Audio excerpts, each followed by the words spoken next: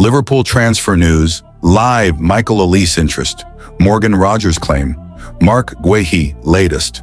Latest Liverpool transfer news, including updates on Marc Guehi, Michael Olise, Morgan Rogers, Ibrahima Konate, Joe Gomez, and more. Michael Olise is reportedly a Liverpool transfer target. Liverpool were the Premier League's biggest spenders over the recent summer window as Arne Slot and company aimed to retake the trophy they won last season. The last to arrive was Alexander Isak on deadline day, with the club paying a British record £125 million for the former Newcastle United striker. But one late deal the club could not get over the line was for Marc Guehi, with Crystal Palace blocking the defender's move in the very final hours of the window. His name is bound to stay a part of the transfer discussion in the months building up to the next January window. Plus, Bayern Munich's Michael Olise and Aston Villa's Morgan Rogers have already emerged as reported targets for as far ahead as next summer. Liverpool beat Newcastle United to transfer target again after £79 million move. Parma chief executive Federico Cherubini has lifted the lid on Giovanni Leoni's transfer to Liverpool. Newcastle United boss Eddie Howe and Liverpool head coach Arne Slot. Parma turned down a better offer from Newcastle United for Giovanni Leoni this summer before allowing the defender to realize his dream of a move to Liverpool. Leoni switched to Anfield last month when completing a £26 million transfer from the Italian side as part of a major recruitment drive under Arne Slot. The 18-year-old emerged as one of the most highly valued young center-backs in Europe after an impressive campaign in Serie A with Parma, who were reluctant to part with the youngster.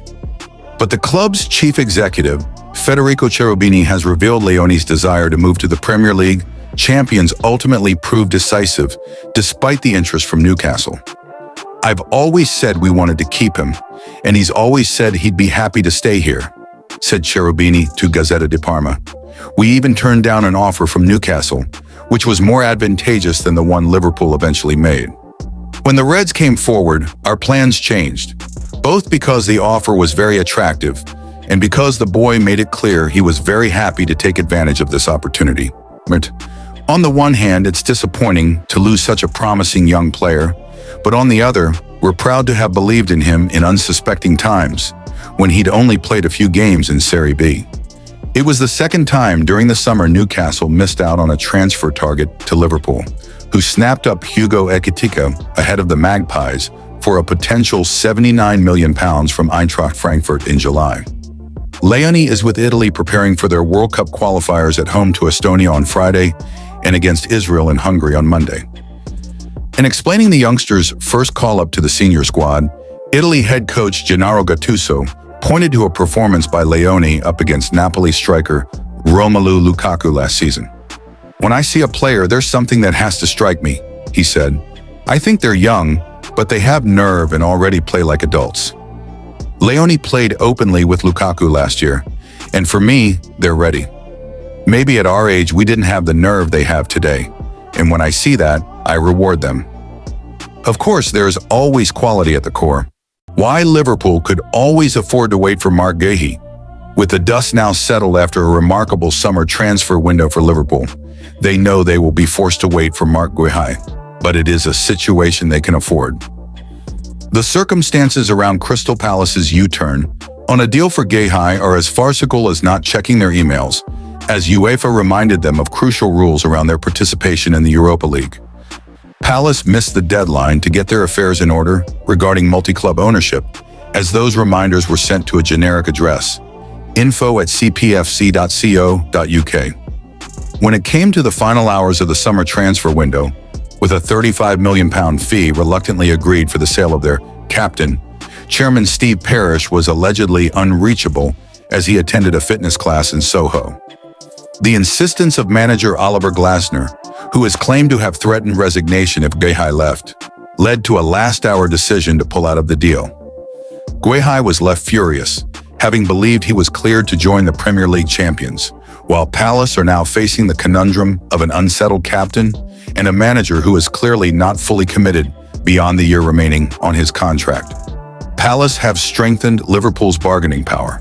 Both Glasner and Guehi's deals expire at the same time. As it stands, on July 1, 2026, they will be free to begin new employment. That makes the decision to keep the defender all the more confusing, though Glasner was rightly adamant that he could not leave if Palace were not in a position to sign an adequate replacement. Though the uncertainty over which European competition they would enter this season clearly clouded the landscape, Palace had long enough to not only acknowledge Guehi's desire to join Liverpool, but also to identify and recruit his successor.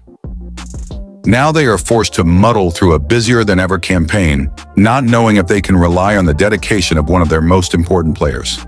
Liverpool, meanwhile, can be safe in the knowledge that Guehi wanted them and only them, and that his market value will only diminish in the months to come. They could feasibly return to the table in January, likely for a reduced fee, but those in the Anfield hierarchy will also be aware that, so long as they remain confident in his commitment, they could simply sign him for free next summer. For many, Guehi would have been seen as a luxury signing for the time being, given the quality already in Arne Slot's centre-back ranks. Virgil van Dijk and Ibrahima Konate were one of the best pairings in Europe last season, and that is unlikely to change despite the Frenchman's early season wobble, while Joe Gomez stayed beyond the deadline to provide a reliable option when fit. But it is Liverpool's initial £26 million move for Italian youngster Giovanni Leoni earlier in the summer which really settles the nerves. Liverpool's faith in Leoni. Such is the belief in the 18-year-old who, like Guehi, was minded to turn down advances from other top clubs as he prioritized Anfield, that suggestions of a loan back to Parma were immediately ruled out. Leoni is yet to feature for Slot's side and was left out of the squad for the 1-0 win over Arsenal, but he is considered a genuine first-team option and will be expected to provide competition to the established order as the season goes on. With Gomez denied a move to AC Milan on deadline day, as there was deemed not enough time to finalize, Slot could have been left to work with 5 senior center-backs if Guehi had joined. The word luxury is clearly not a negative one, but the head coach may have found it trickier to keep all 3 of Guehi, Leoni, and Gomez happy behind the first-choice partnership of Van Dijk and Konate. Moreover, the Dutchman was already comfortable knowing that he may be required to turn to one of Wataru Endo, Ryan Gravenberch, or Andy Robertson as center-back options in an emergency. That situation is likely to change if Guehi arrives either in January or next summer, with Liverpool aware of Gomez's willingness to pursue opportunities elsewhere and hopefully having more clarity by then over Konate's own future. Next summer is the focus. Like Guehi, Konate has now entered the final year of his contract, and though he is less equivocal over leaving, there are no guarantees the Frenchman will put pen to paper as talks rumble on and Real Madrid's interest looms. It could be that Liverpool impose a deadline of sorts on Konate's decision, knowing they could effectively replace him with Palace's number 6. But there will also be a desire to include both in Slot's squad for years to come, particularly as Van Dijk's new deal only runs to 2027, by which point he will be almost 36. Next summer is really the point in which Liverpool need to bring in another top-level center-back, and the obvious choice in that regard remains Guehi, a player who could both partner Van Dijk and act as his long-term successor. Despite the frustrations of deadline day, the Premier League champions are not the losers of Monday's impasse. In reality, Palace are.